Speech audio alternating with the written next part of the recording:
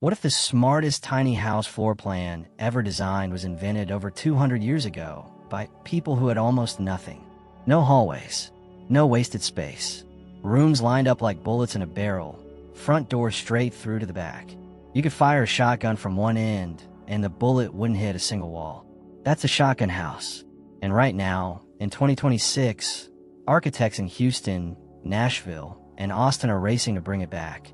Urban planners are calling it the answer to America's housing crisis, and DIY builders are discovering something that changes the math completely.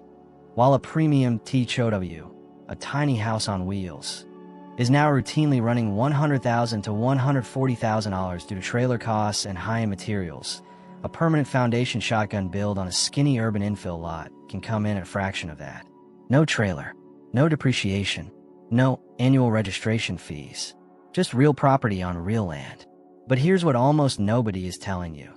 This design has a hidden flaw that catches most first-time builders completely off guard. I'm going to show you exactly what it is and how modern builders are solving it. Stay with me to the very end, because that solution is the smartest trick I've seen in tiny house design this year. Before we go any further, if you're new here, this channel is all about honest, real-world information on affordable and alternative housing. No fluff, no hype, just the numbers and the facts that actually help you build smarter.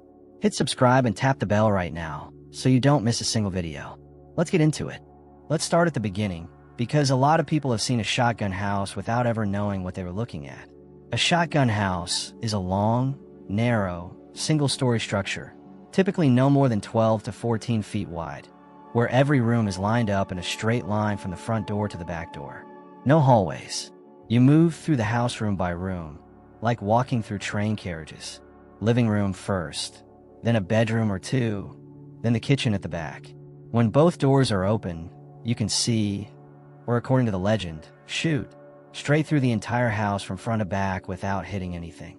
That's where the name comes from. Now, some historians push back on that explanation and point to the West African word dagan, which means place of assembly. Many scholars believe the design itself was brought to Louisiana in the early 1800s by West African and Haitian immigrants, and the name may carry that cultural DNA.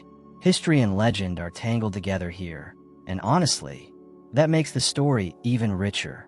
What's not in dispute is the footprint. These homes are typically 12 to 20 feet wide, but extend significantly in depth, sometimes 60 to 80 feet or more.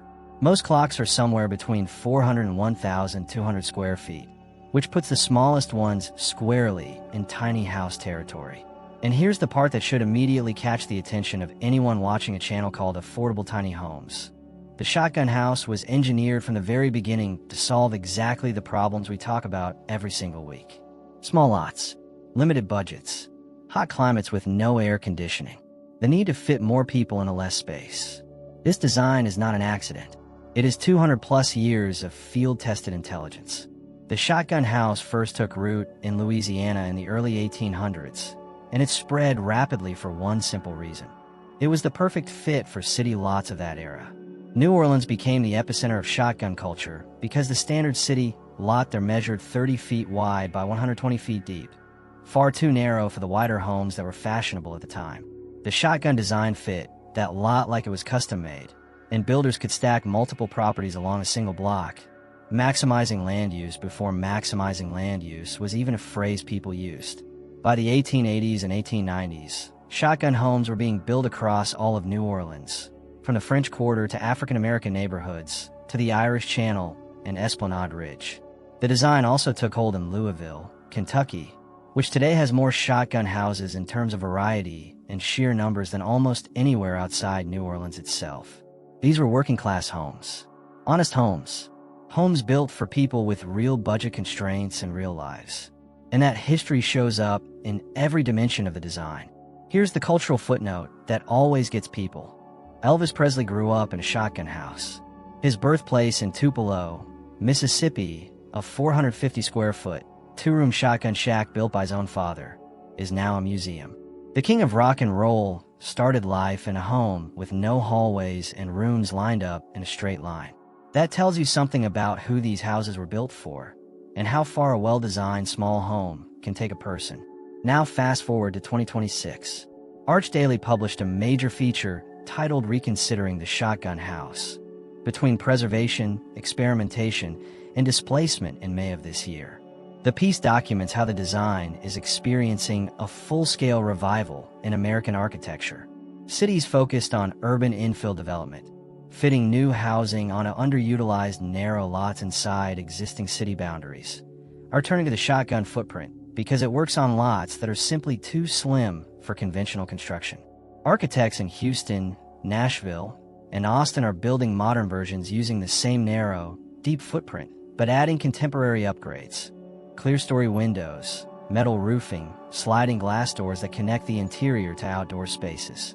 One scheme documented in New Orleans, an ultra-narrow 13-foot wide design called the Alligator, uses shifting interior partitions to redefine the space as the day progresses. The shotgun house is no longer just history. It is a live, actively used solution to one of the most pressing housing problems of our time. Let's talk about money, because that's what this channel is here for. Building costs in 2026 across the United States range broadly, depending on size, location, and finish level. For standard construction, most projects fall between $150 and $300 per square foot. That's the going rate for a conventionally shaped home with a typical floor plan. High-end custom builds push past $350 per square foot in more expensive markets. Now here's where the shotgun format starts earning its reputation. A modest 400 square foot shotgun built at $150 per square foot lands right at $60,000 in construction costs alone. Push to $225 per square foot for better finishes, and you're at $90,000. Either way, that is a permanent structure on real land, not a THOW sitting on a borrowed lot or a rented RV pad. The DIY math makes this even more compelling. Research consistently shows that owner-builders who take on the general contractor role and handle some of the labor themselves save 20 to 40% compared to hiring everything out.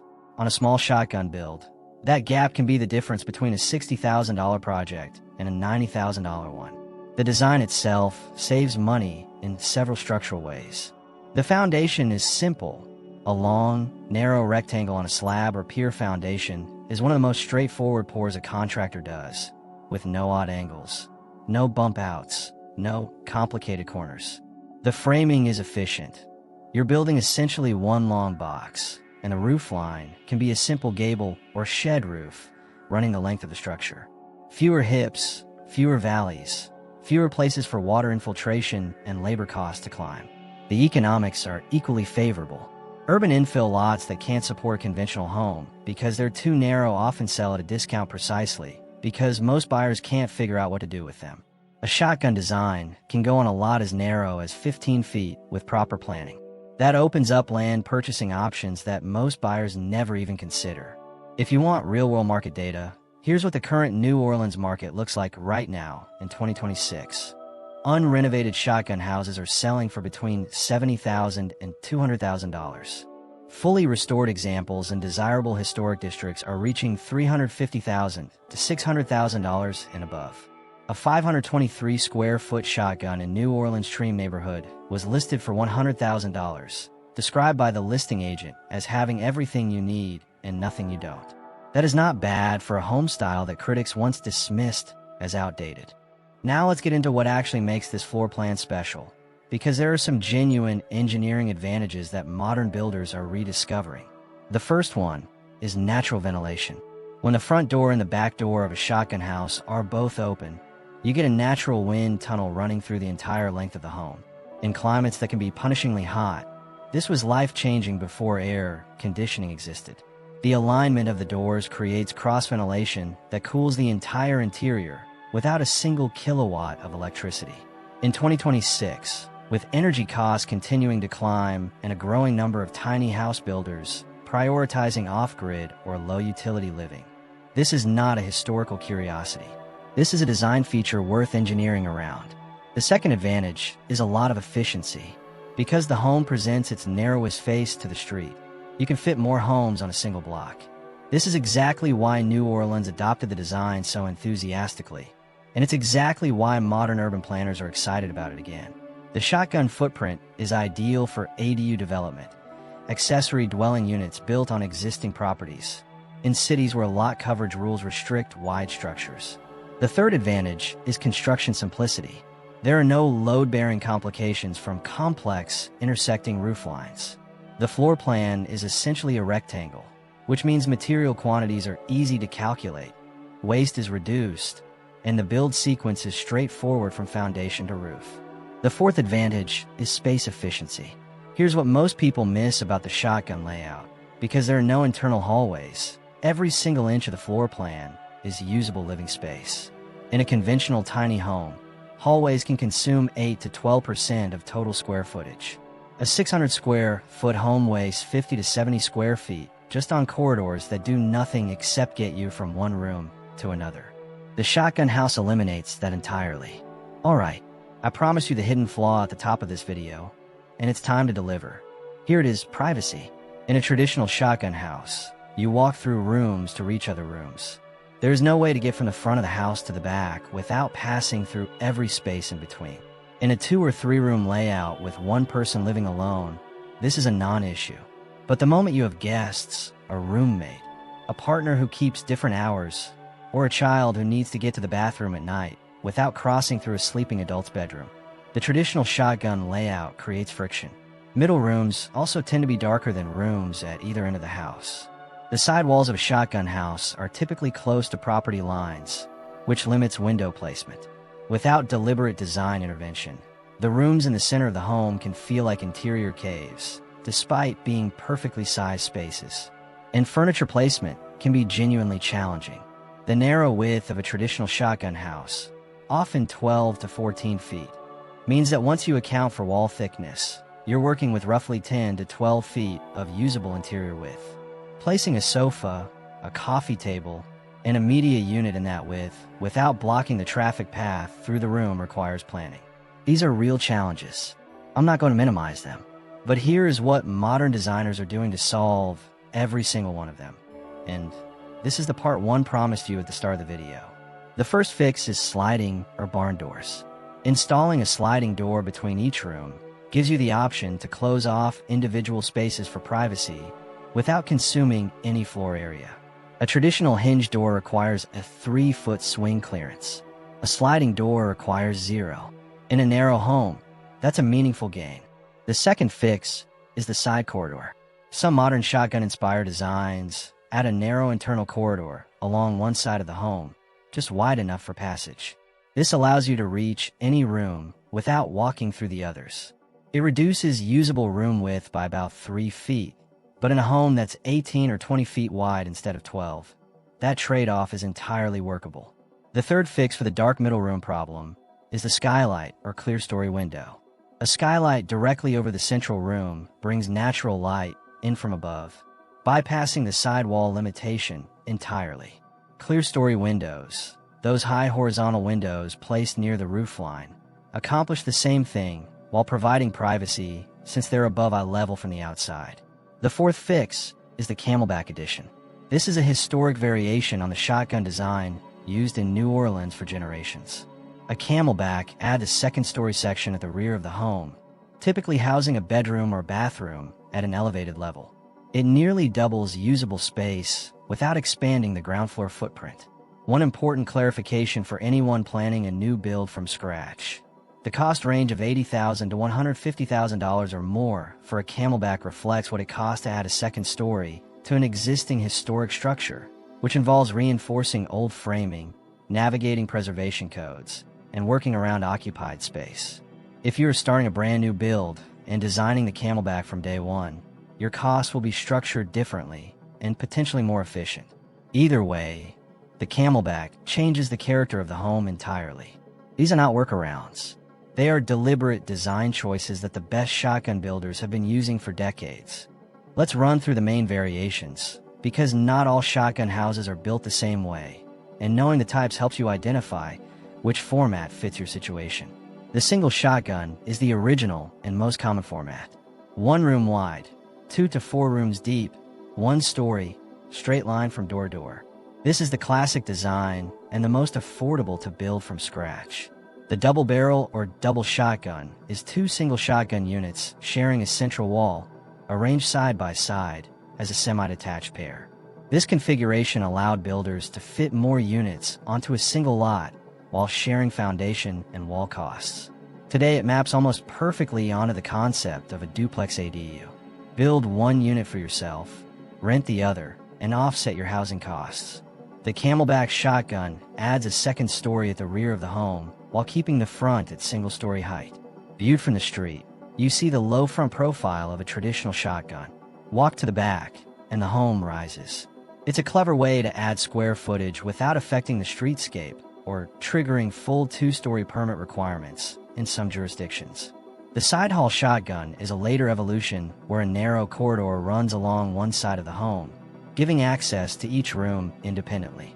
This design emerged partly in response to the same privacy criticism I outlined earlier, which tells you that people were aware of the limitation even in the 19th century and were already engineering solutions for it. In modern new construction, you'll also find what designers are calling shotgun-inspired homes, wider than the traditional 12-foot maximum, using the same linear flow from front to back, incorporating large sliding glass walls at the rear, and often including rooftop terrace space or a rear courtyard. A 600-square-foot shotgun-inspired build in Austin, Texas has been documented with an open floor plan, energy-efficient appliances, and a rooftop deck, demonstrating that the format adapts to contemporary expectations without abandoning its core logic. Let's be direct about who this design works best for and who should probably look elsewhere. The shotgun tiny house works extremely well for single occupants or couples who don't need rigid room separation. It works well on urban infill lots where width is the limiting factor. It works well in warm climates where the through ventilation feature pays real dividends on utility costs.